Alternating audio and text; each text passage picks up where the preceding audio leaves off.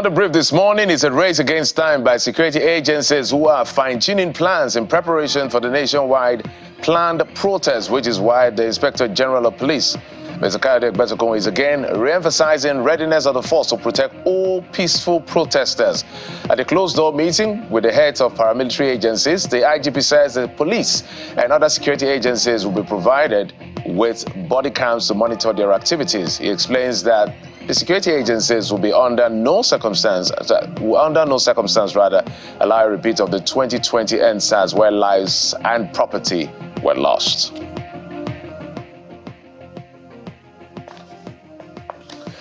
Now, it was indeed a busy day for the police top boss, who also held a virtual meeting with senior advocates of Nigeria, Ebonoluwa Adegboruwa, and Mr. Femi Falana, as well as other key members of the Take It Back movement, in preparation for the End Bad Governance protest to ensure safety of lives and property.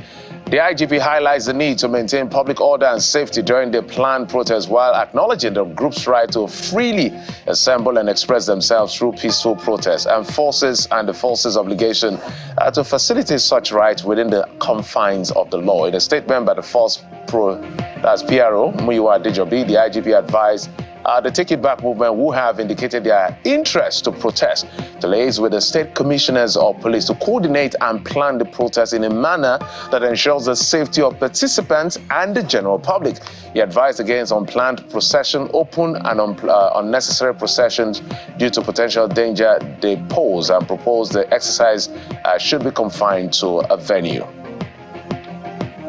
It is not advised that we go on street procession, because I've said earlier on that as you are mobilizing for peaceful protest, some are mobilizing for violent protests. We are doing our best to make sure that we check those ones. Then for the peaceful protesters, we are agreeing on the modalities to conduct the peaceful protest at this period. That is why I suggested that confining peaceful protesters to a particular location will help us a lot. I want us to agree on that on the day of protest, your group will be confined to those places that you have identified. And let us also agree that there will be no procession. You indicated 8 locations, 8 states where you want to stage this protest. The IG will not be in all those 8 states at the same time. But we have commissioners of police in each of those states, meet with them, tell the commissioners of police how you want to stage your peaceful protest. But as for me, I believe that a peaceful protest in a confined location will be very easy for the police to protect. But if you say you want to go on procession, you want to go around the whole city in during your peaceful protest, I advise against that. It is apparently not carrying out procession did not sit well with the organizers who rejected the IGP's proposal. Senior advocate of Nigeria, Adegboruwa, said there will be guided street processions to achieve the peace before protesters converge at the specific locations sent to the police.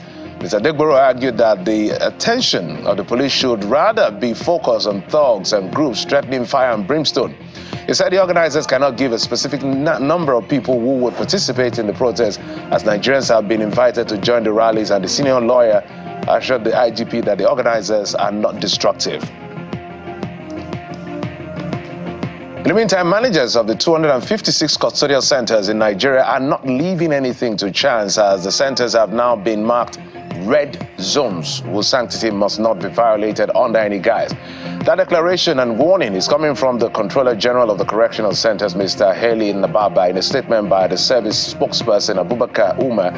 It reads in part, the service wishes to enjoin the public that custodial and non-custodial centers are critical national assets, which are germane to public safety as well as national security, and ones that tampering with or attacking them will lead to breakdown of law and order. Well, here in Lagos, a state high court has granted an ex parte application filed by the state's Attorney General, Senior Advocate of Nigeria, Lawal Pedro, seeking to restrict the proposed August the 1st nationwide protest in Lagos to Gani Fawemi Freedom Park in Ojota and the Peace Park in Ketu. Justice Emmanuel Ogundare granted the order of preemptive remedy by way of interim injunction to restrict the defendants from converging and carrying out the proposed protests in Lagos from August the 1st to the 10th, except the two approved locations, and the time is between 8 a.m. to 6 p.m. Listed in the application as defendants are Adama Okpabi and Tosin Asoba for Active Citizens Group, Comrade Juan Sanyolu and Hassan Soweto for Take It Back movement. Persons unknown, and Commissioner of Police of Lagos. While moving his application before the court, the Attorney General argued that as the Chief Law Officer of the state and having been privy to notices by different interest groups who are for and against the nationwide protest, there is need to protect the critical infrastructure of the state and prevent an irreparable loss of lives and property as witnessed during the NSAS 2020 protest. Mr. Pedro also maintained that the police in the state do not have sufficient manpower to provide security support for the planned protesters who plan to protest in all the local government councils and public highways and other areas of public access in the state. After listening to his argument, Justice Ogundare granted all the relief sought in that application. Also, let's tell you that the Nigeria Customs Service has suspended import duties and taxes on essential food items. This was relayed and revealed in a video posted on X by the Customs Controller General, Mr. Bashir Adewale Adeni, where he said the suspension is to make food items available and affordable to Nigerians. He acknowledged that the global inflation is affecting nations, including Nigeria, saying the NCS is committed to implementing the federal government directive on the suspension of tariffs on essential items. And moving on now to other stories, the chairman of the Independent National Electoral Commission, INEC, continued his consultative meeting with election stakeholders, and the latest is the meeting with members of the civil society organization. The commission started this round of consultative meeting on Monday with the leaders of political parties, and the objective is to bring the attendees up to speed with preparations for the Ondo and Edo elections. Tuesday's meeting with the CSOs is critical as civil society organizations will serve as election observer groups in the forthcoming election. In business, if you work remotely, it's important you pay attention to this because the Lagos state government has an ambitious plan to generate 200 billion naira annually by expanding its income tax base to include remote workers and leveraging digital solutions for enhanced revenue collection. According to a synopsis document for the Eco Revenue Plus Summit themed Unlocking New Revenue Streams for Lagos State, the nation's commercial nerve center plans to raise 5 trillion naira internally generated revenue from 4 major sectors. One of such sectors is the digital economy, through which Lagos State plans to introduce a resident global digital citizens tax management system targeting remote workers, foreign firms, and digital influencers. Let's talk sports.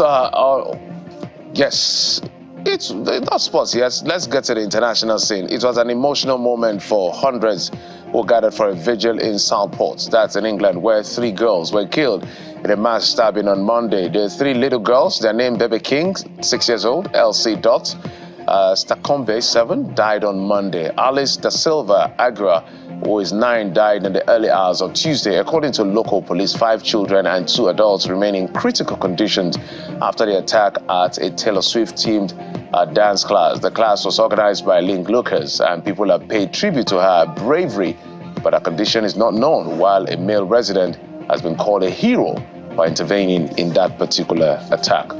It's now time to talk sports, but let's say that our thoughts and our prayers are with the families of those very young girls who were killed in that particular incident.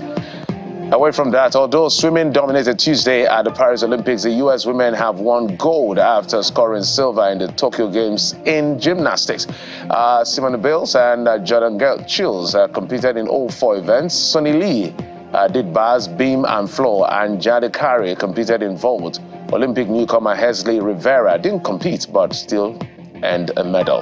Simone Biles became the most decorated American gymnast in Olympic history when she helped lead our team to gold in the final. But there was a disappointment for United States flag bearer Coco Gauff, who crashed out of the tennis singles under controversial circumstance. So